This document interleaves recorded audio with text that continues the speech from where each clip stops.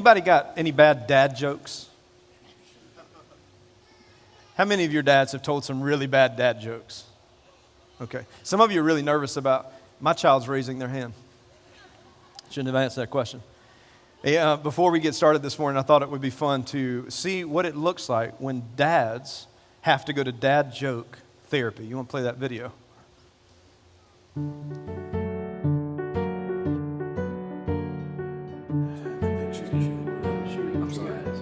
Okay, dads, let's go ahead and get started, guys. Now, some of you've already let me know how uncomfortable you were in last week's meeting.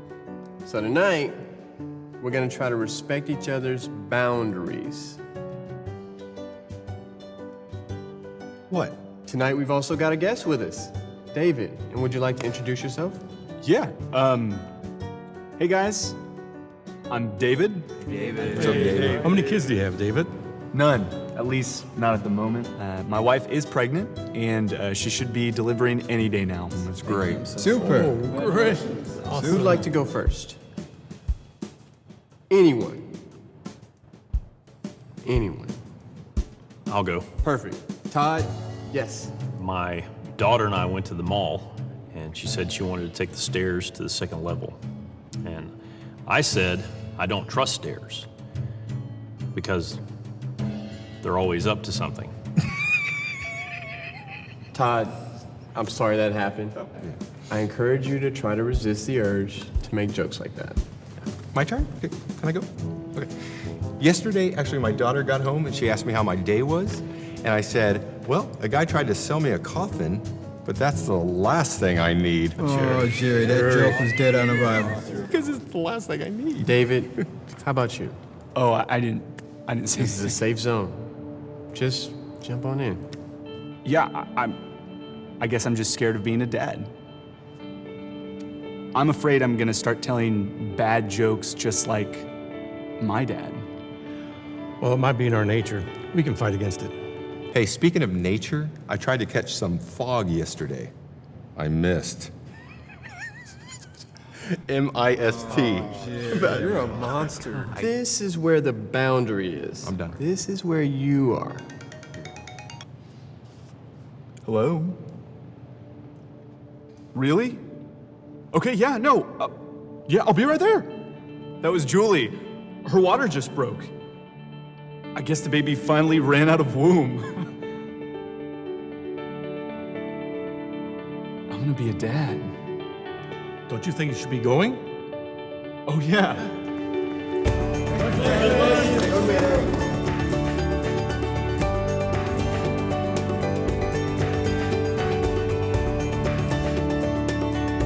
So I told my wife she drew her eyebrows too high. She seemed surprised.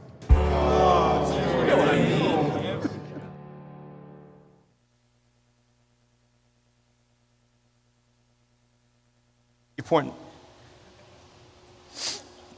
Dads don't do everything right. So some of you have probably heard those jokes before. You'll probably hear them again this afternoon. But the thing about being a dad is there has to be a lot of grace, isn't it? Because we don't have it all together as fathers. But the good thing is that we have the perfect model to look at, and that is God being our Father. We often just refer to him as God, but that other name that we use as Father describes who he truly is. Never leaves, never forsakes. He's always there. When we mess up, he's always there to pick up. I mean, he's the best thing that we can look at and model because there's an unconditional love that he has for us. And so today on this Father's Day, we just want to say Happy Father's Day. And your kids are currently drawing you cards. If they forgot to get you a card this morning, they're coloring as fast as they can to get those ready by the end of service today. Over this last couple of weeks, it's just funny, and I say it's funny, it's just how the Holy Spirit works, is that we have been, since we started whatever this is that we're in, this pandemic or this chaos or whatever it is, it's like one thing after another. I just read, we've had coronavirus, we've had killer hornets at one point. I don't know what happened to those. I read something this morning that there are meth alligators coming out, people dumping drugs in the toilet, so now alligators are way more aggressive. What is this world coming to at this point? I mean, I'm scared to get out in the boat at this point with meth gators, and probably that Shark Nando movie was probably actually going to be true at this point. But when you look at all the chaos of what's happening, we've allowed the Holy Spirit to really just speak into our church in this time and not try to overreact. A lot of times when we hit pandemics or we hit things that just shake our core, we want to immediately respond. And our first reaction, rather than respond, should be to hear from the Holy Spirit. What is it that you want our church to learn? What's the posture that we need to take as a church in this time? And you know, when all this started, we were in a series, When Life Gives You Lemons. You all remember that? And we just talked about when life goes wrong, how do we make lemonade out of these lemons? And we processed through that whole series. And then, you know, we jumped into watching the first breakfast where we took 5 weeks and just really explored Peter's life in the hustle and bustle of chaos, that even though the things around him he couldn't get right, that God still gave him grace and still was pursuing him to make this imperfect disciple more like him. And we followed that whole series. And then we jumped right into the series Emotions. And we were studying the attributes of God. And we're seeing these different ways that God acts. We saw his righteous anger in week 1. We saw that he went out and he started flipping tables because people had turned his father's house into a place of business. They had turned they were keeping people from being able to worship God as he was. And we look at our world and the things that are going on. That was a direct Holy Spirit of teaching us how to have righteous anger towards the things that are going on that's around us. Then we talked about last week, you remember the woman that was caught in adultery. Everybody was against her. Nobody wanted to hear a story. They didn't need to. They just saw what they saw, and they wanted to punish her. But Jesus stepped in and gave her compassion. And we talked about what compassion looks like. Isn't it amazing that when we look in the news this week, how much compassion is missing out of the equation? That if we would just live like Jesus and follow his words and do what the Holy Spirit says, we through his power, can help change everything that's going on around us. Because when you experience the difference of Jesus, then you can't help but make a difference for Jesus. And so we've just watched the Holy Spirit consistently align our series and our church and help us to engage in a broken culture. Because my fear is that these things aren't going to get any better. The church has got to be the church. It's got to get away from all the difficulties of what it is that we've made it into and get back to the simplest forms of pointing people to Jesus and Jesus alone. Because you all believe with me that is the hope of the world. It's the light of the world. And when we try to point people to everything else, to every media outlet, to every little thing, every little opinion, we're not pointing them to the light of the world. It's the light of the world that will expose the sin. Our job as believers is to help show people who Jesus is. And most often, that is with our words and with our lifestyles. And that's why I think this series has been so important for us as a body and as individuals, that we learn how to have these righteous anger, how to have compassion from a biblical standpoint. Today, we're going to look at another piece that we see in an attribute of Jesus, and that is this attribute of grace and love. That word grace sounds really good, right? We all want it. But how hard is it to give grace to people sometimes? Receiving it, I want it. Giving it, we probably should pray about that. I don't know that I want to give grace to people. And we're going to see that here in today's story. Because when I read the story of Jesus and go through the Gospels, one of the most fascinating things that I have seen is how much time Jesus spent with people.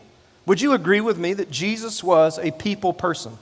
If you're an introvert and you don't like people, you've got to be a people person. Like, get outside of that, let the Holy Spirit move through that, and move out and start talking to somebody.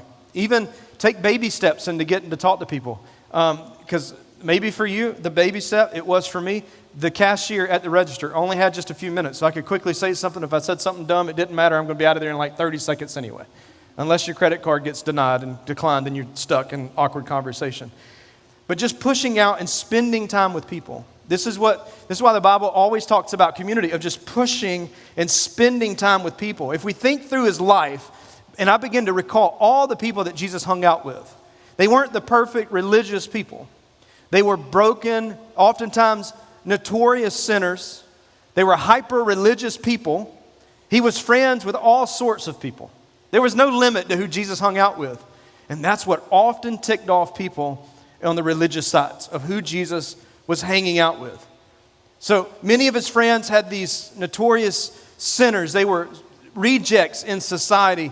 And Jesus was the only one on earth for a very short time. And instead of him spending every second having these conversations on doctrinal discourse or these theological thoughts that he wanted to expound on, what we find Jesus doing is spending time with broken people. Spending time with broken people. Today I want us to look in John chapter 14. Well, we're going to, in Luke 19, but before we get there, John 14:9 will explain why Jesus hung out with broken people. He says this, Jesus replied, "Have I been with you all this time, Philip? And yet you still don't know who I am. Anyone who has seen me has seen the Father. So why are you asking me to show him to you?" Jesus is saying here that I came to show you the Father. Because if the Father were here, he would be hanging out with the same people. He would be hanging out with you and me, not because we attend church, because we're broken, flawed people. He would be in some of the worst places of our community, loving, having compassion on the people, showing love, teaching, preaching love to them, preaching grace, preaching mercy, preaching the cross and the resurrection. So Jesus came to show us the Father. So we could say that how Jesus dealt with people is exactly how God deals with people. People that look like us, people that don't look like us, people that act like us, people that don't act like us. He's a people person. And for all of these people that Jesus had encounters with, there's one that sticks out the most. And as I studied this guy, this guy named Zacchaeus, you guys remember Zacchaeus? What was he? Wee little man. Sunday school song stuck out in your head, right? I think about Zacchaeus, and as I've studied the story this week, there were things that I have found that really stuck out to me that made it so much brighter and helped me understand so much more about the grace of Jesus. And so I want to share that with you this morning. So Luke chapter 19, we're going to start in verse 1. It says that Jesus entered Jericho. You guys remember Jericho? Remember when Joshua fought the battle of Jericho when they were trying to take over? That was the first place that they went and encountered. And Jesus enters into Jericho, which is in the wilderness area, and he made his way through the town of Jericho. And there was a man there named Zacchaeus. And it says that he was the chief tax collector in the region, and he had become very rich. Now, those are some pretty important details to understand. It gives us a couple of words. Number one, he was a chief tax collector, and he was very rich. What we know about Zacchaeus was he was a stingy and corrupt man, okay? And we know that because he worked as a tax collector in this area of Jericho. So he was a modern day IRS tax guy, okay? And y'all know how much you love those people. You love, depending, some of you get like big money back, and then some of you get big bills, and it's like, I don't like the tax guy. You're not inviting the tax guy over for Father's Day dinner this afternoon. I can probably tell you that. So in this first century Israel, the tax collector was not very well respected at all. Okay? So it's not a job that people wanted. People that were tax collectors in Israel in this first century, these people are actually considered to be traitors and thieves. Okay? Traitors and thieves. These are the tax collectors. And I'm going to explain why that is. Because when a Roman would take over a city, they would tax it heavily. So this is Israel. This is Jericho. Joshua came in. This was the land that God has given us. The Romans come in. They take it from us. And now we have to follow Roman rule. And now they're taxing us. For many who are already poor. There wasn't a lot of money there to start with. But now they're being heavily taxed in this area so the Romans could go on and build their big Colosseums and all the things that the Romans have built.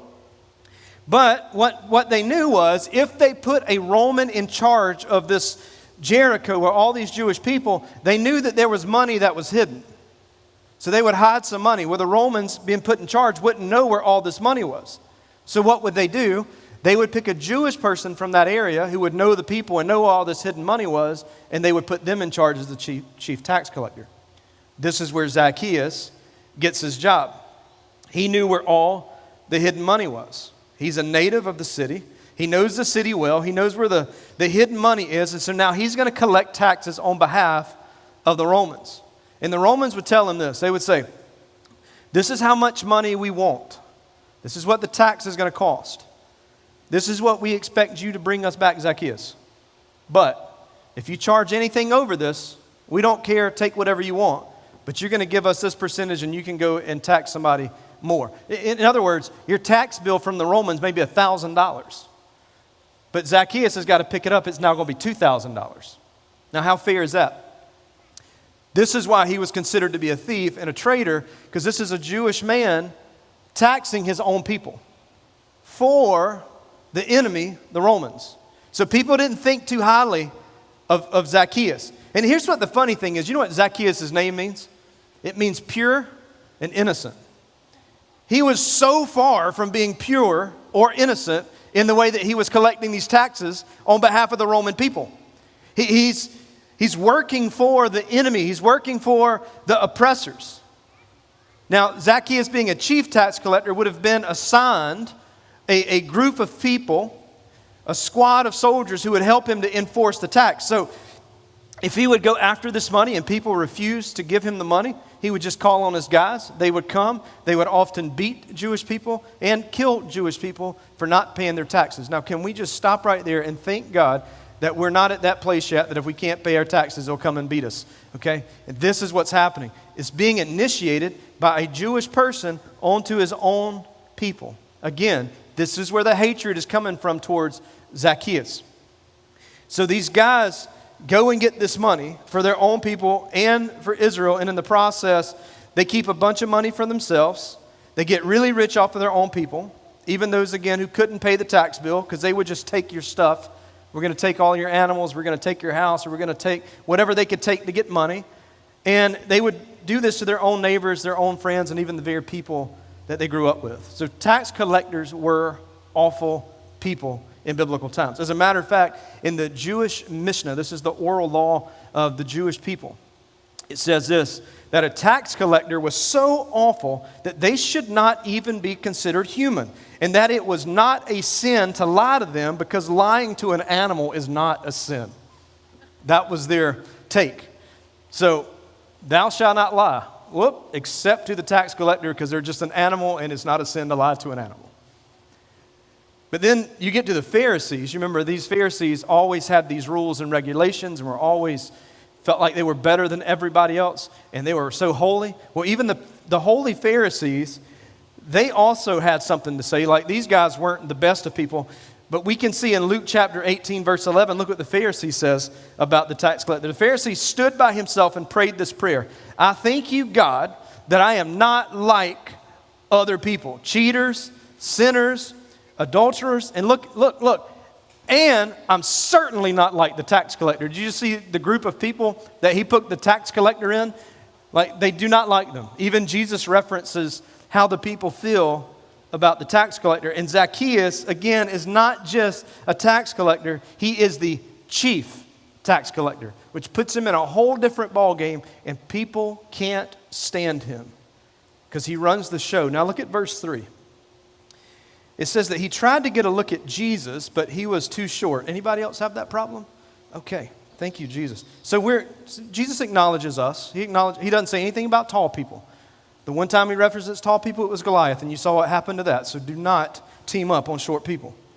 It says, but he was too short to see over the crowd. So he ran ahead, and he climbed a sycamore fig tree beside the road, for Jesus was going to pass that way. I don't know how he knew Jesus was coming, but he knew it. And right before this passage, we see Jesus heals a blind man. So maybe he was intrigued.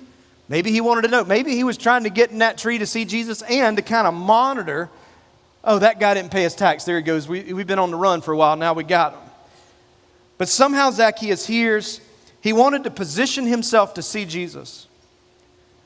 And being short, and for others who are vertically challenged, we never get to be on the back row for photos.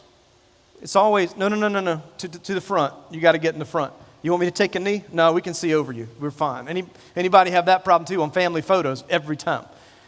So when you're at a concert or you go to Disney or wherever you may go to the parade on Main Street, I love standing with the kids because I get to stand on the back row. But when the kids aren't around, the adults at the parades, I have to stand on the front row. And think about it. You don't ever have a problem with somebody that you're taller than getting in front of you because you can still see over. It doesn't mess your view up. And now these people, it says that Zacchaeus couldn't get to the front. So he ends up in a tree. Well, he's short. It wouldn't have been an issue with his height that people would have been like, it doesn't matter, you're short, you're fine. So people wouldn't have mind if he was in front of them. And these people too were there to what? See Jesus. They were followers of Jesus. They were following to see who this man was. But they weren't going to let short Zacchaeus get in front of them, even though it would not obstruct their view. They were being hypocrites. We want to see him, but no. You're a tax collector. You're an animal. Get out of here. We're not letting you in front of us. I could just imagine them just holding their arms out and doing everything they could to push him back. So the only thing Zacchaeus could do was get in the tree. And I read that this week. I had this thought, is that it's sometimes the church can be the very thing that keep people from showing up, the followers of Jesus, those who proclaim to be Christ, they live in hypocrisy. That sometimes people have to go above the church to be able to see Jesus because the church is being a barrier for people not to see Jesus because of their hypocrisy. They didn't like him, so Zacchaeus climbs up in the tree. They were keeping the sinner from seeing Jesus. Didn't care about their pursuit with him, but they didn't want Zacchaeus to interfere because of who he was. He's a traitor. He stole from us. He's robbed from us. We don't even care about him. So he climbs the tree to get above these Jesus followers. In verse 5, it says, when Jesus came by, he looked up at Zacchaeus, and he called him by name. He said, Zacchaeus, quick, come down. I must be a guest in your home today. You know, some people say the reason that sycamore trees have bark that's already loose is because Zacchaeus probably came down that tree so fast because he couldn't believe that this guy who just healed blind people, he's heard stories, has called him. And did you notice Jesus invited himself over to his house? He didn't ask, hey, do you mind if I come over?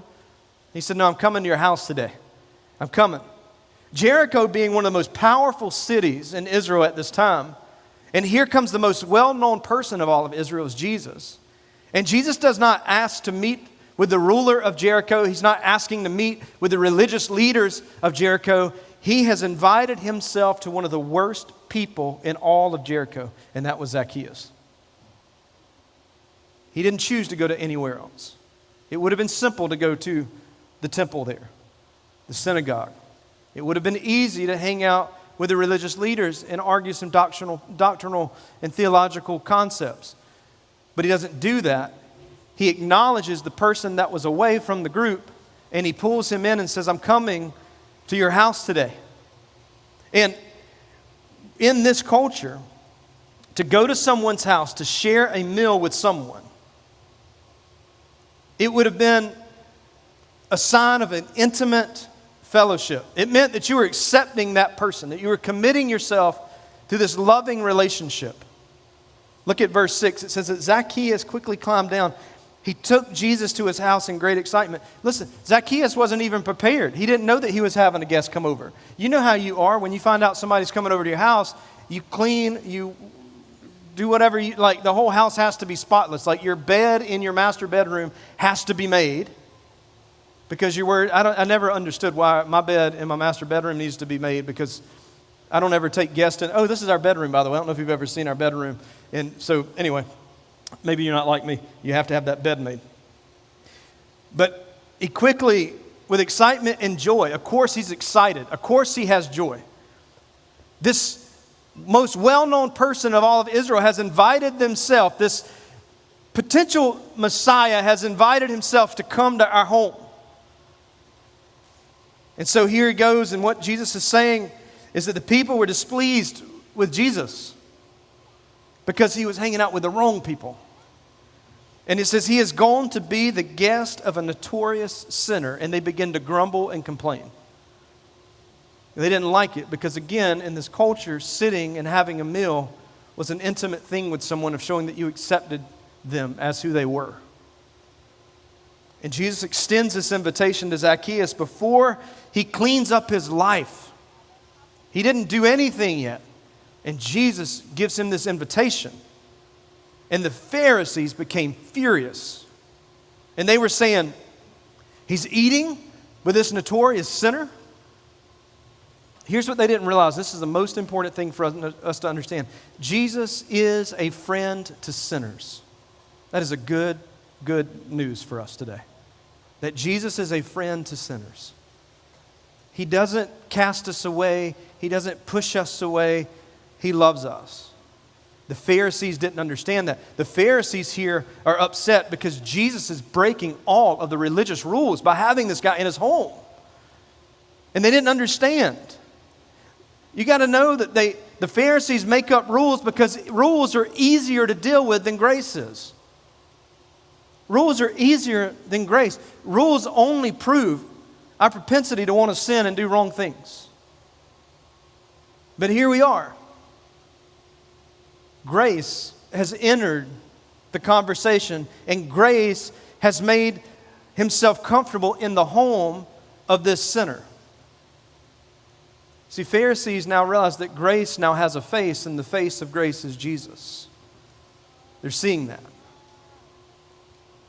And so, this grace is here. Because our greatest efforts and our best laid plans will not accomplish in a lifetime what God's grace can do for us in one moment. In one moment. I mean, grace is the reason that we're even here, gathered together, and even saying the name of God is grace. Grace is why we care about people who don't know Jesus. It's why we care about people who do know Jesus. It's why we minister to people, even the mean people. It's why we minister to them. It's grace that draws in hurting people who need to belong. And before they can behave, they've got to learn to believe. And we get that backwards. When you behave the certain way, then you can believe that Jesus is who he said he was. And we have that so backwards. Jesus was not asking for a lifestyle change in Zacchaeus in the moment. He was trying to develop a relationship. He was developing a relationship. I love what Pastor Judah Smith said on this subject. He says, Jesus was different. He didn't wink at sin, but he didn't write sinners off either. He offered faith, hope, and love. And that's why time after time in the Bible, we find hardcore sinners seated around the table with Jesus just chilling. He's a millennial pastor, in case you guys are wondering. They would spend hours listening, asking questions, laughing, and crying. They were captivated by his compassion and riveted by his practical explanations of how to do life. And Jesus let them belong long before they believed or behaved. Jesus is teaching Zacchaeus something here in this moment. Every other religion in the world says, change, clean up, God will accept you. But the gospel reverses that. And the gospel says, God has offered acceptance to you, and in light of that invitation, change. Change. God's acceptance is not the reward for having cleaned up your life. It's actually the power to actually clean up your life. And we get it reversed so many times. Look in verse 8. It says, meanwhile, Zacchaeus stood before the Lord and he said, I will give half my wealth to the poor. And Lord, if I have cheated people on their taxes, I'll give them back 4 times as much. Do you hear what Zacchaeus is saying? We know that he's taking a lot of money and he's saying, I'm going to give back. If I've done anything wrong, I'm giving it back. And Jesus responded, salvation has come to this home today. For this man has shown himself to be a true son of Abraham. If you were an Israelite, those words right there, to be associated with Father Abraham, who had many sons and many sons had Father Abraham. If you had that, if you were put in that same category, you kind of just lifted your chest and your head high because you were associated with the patriarch of what we were doing. And he says that you are a true son of Abraham, for the Son of Man came to seek and save those who are lost. Jesus has given us his declaration of why he's here.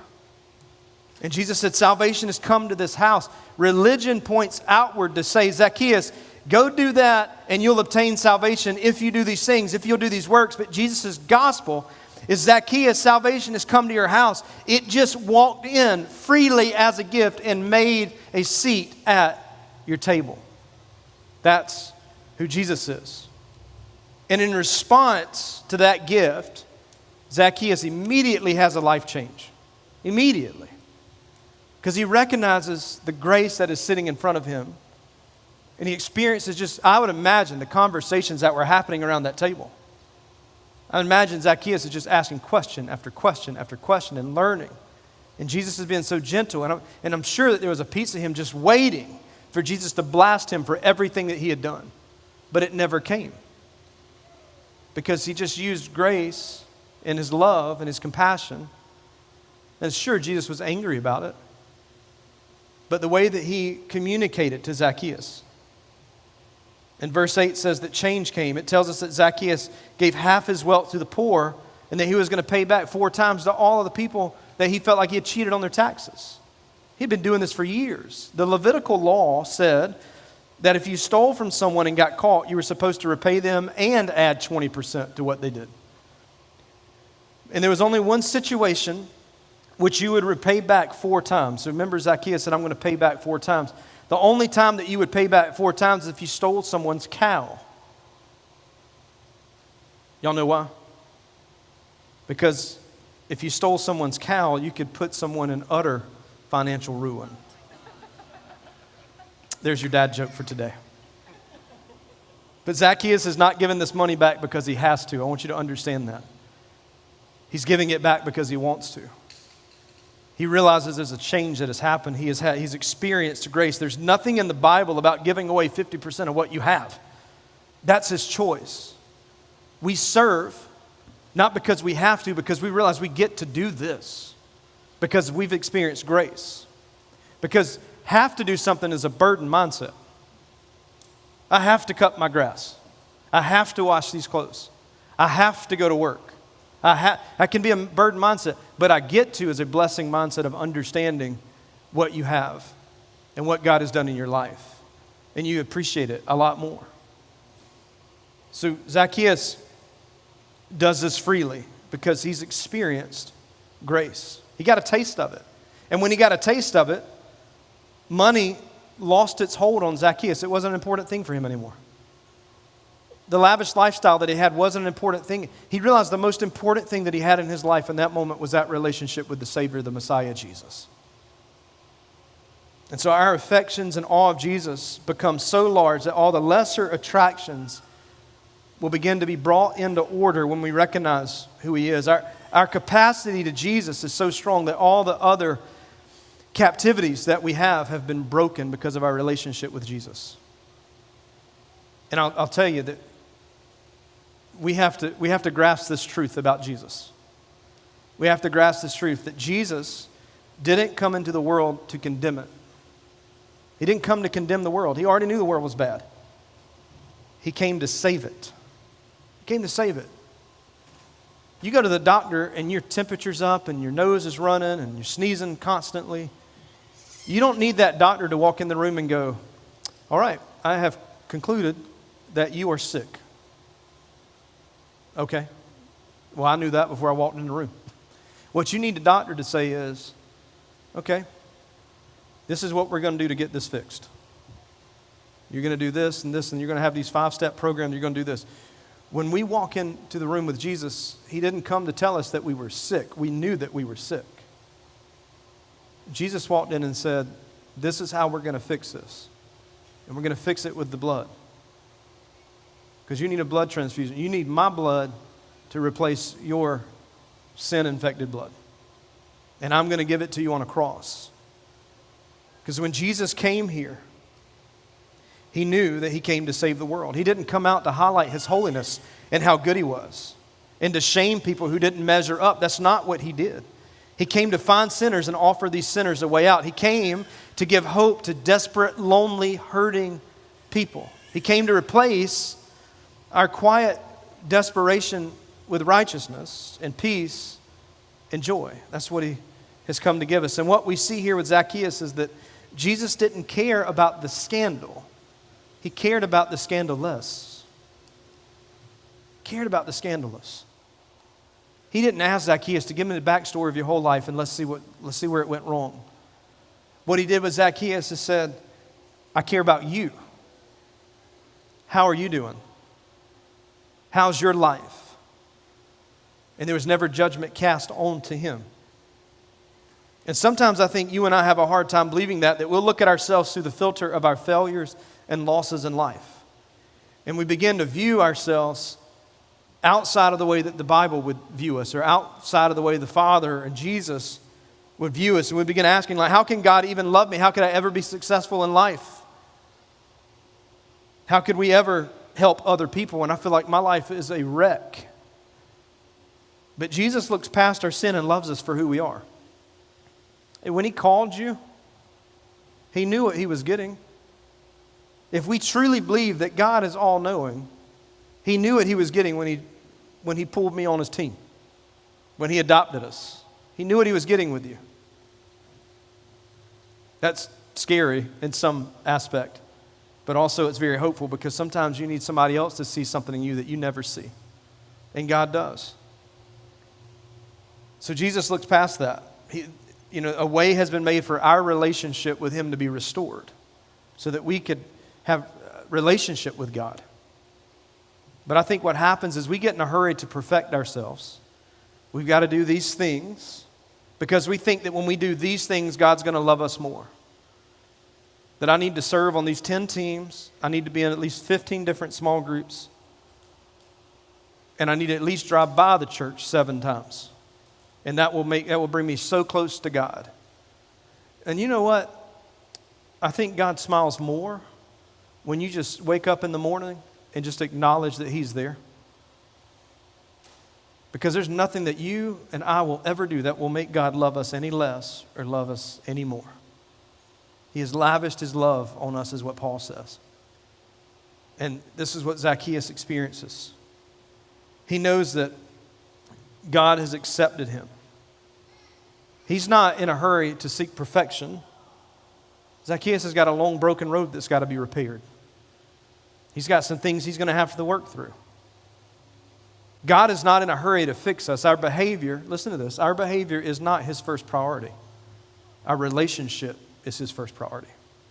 Our relationship with him. Because if you get the relationship right, all these other things work out. I used to tell parents when I was doing student ministry in a different lifetime, it feels like, and they say, why aren't we talking about this and talking about alcohol and smoking about drugs and talking about premarital sex? Why aren't we talking about those things? I said, because we're talking about Jesus. Because if I can get them to get the relationship right, you won't ever have an issue with those things. You won't ever have an issue with those things.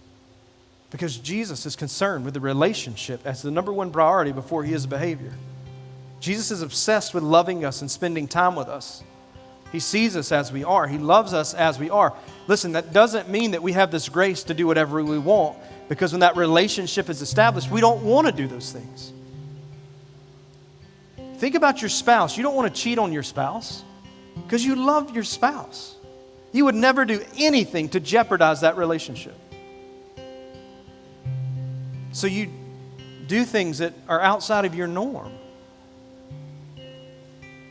You sit down and watch a romantic movie that maybe you have no care for, and then you find out that you're crying watching The Notebook because you love your spouse.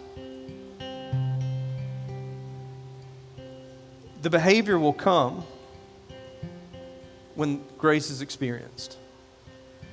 We don't lead people at Together Church. We don't introduce them to behavior modification. We introduce them to Jesus.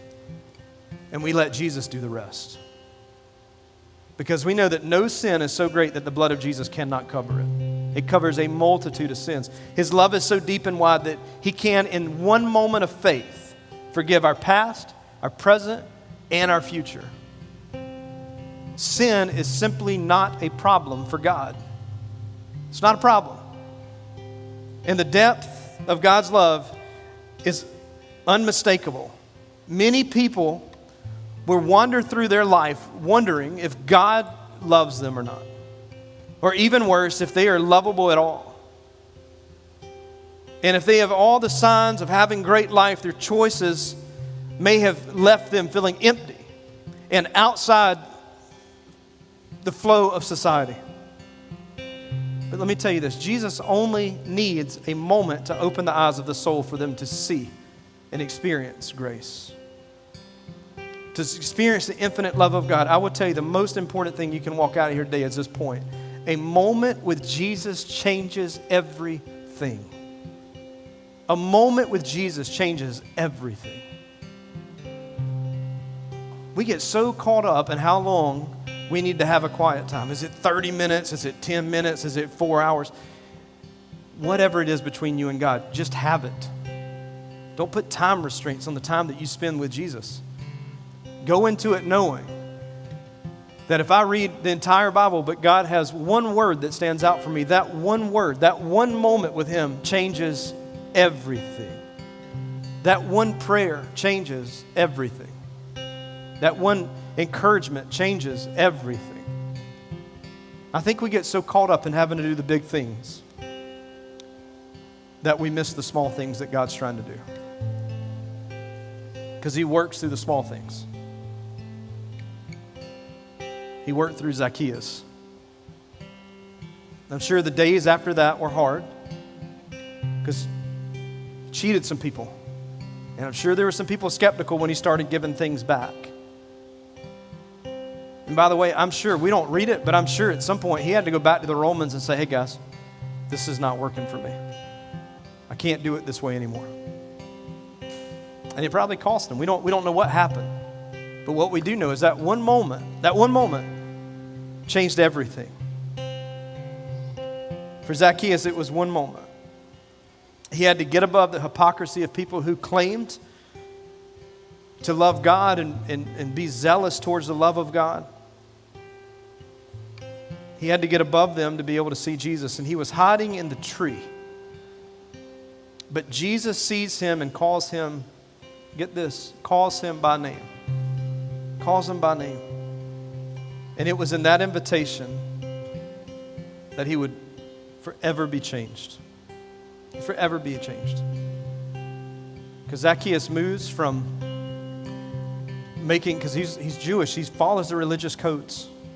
He did all the things right, but what he realized was all the works that he had done and been a hypocrite on the side was keeping him from actually being with God. And it was with that proximity with Jesus that changed. And he realized that what I'm doing is wrong. He had a moment of repentance. He had a moment of change. And he began to strip everything that he had away to get back to what the most important thing was, and that was following Jesus. And what I would say to us this morning, and that my conviction has been through this passage, is what have I allowed to come into my life, to come into the church? What have you allowed to come into your life and coming into the church that has complicated things? That rather than pointing towards Jesus, we're pointing towards other things that aren't important and aren't going to make it. Where have we not been graceful with people? Through conversations, through things that we would post on social media, where have we not been graceful? And what does it look like for us to have a Zacchaeus moment of recognizing? Because listen, before you can preach grace, you've got to experience grace. Have you had a tree, being in a tree moment? And if you have, how are you giving that moment of grace to other people? We're going to sing as we get ready to close. And what I want you to do, I want you to sing this or just listen to the words. Just make it your prayer this morning. That the most important thing, you strip everything else away, that nothing else matters but Jesus. Let this one moment that we have together this morning, and if you're online watching, the same thing, be your prayer that everything is stripped away so that Jesus can shine and begin to do the work in your life so the relationship can be established and everything else will begin to follow. Father, we thank you today for being a God who is so graceful, so loving, so forgiving. And God, I just pray that as we've, in our feeble attempts to try to accomplish work so that you would love us more, I just pray we'd strip those things away because, God, you're not impressed. It's funny that we try to impress you.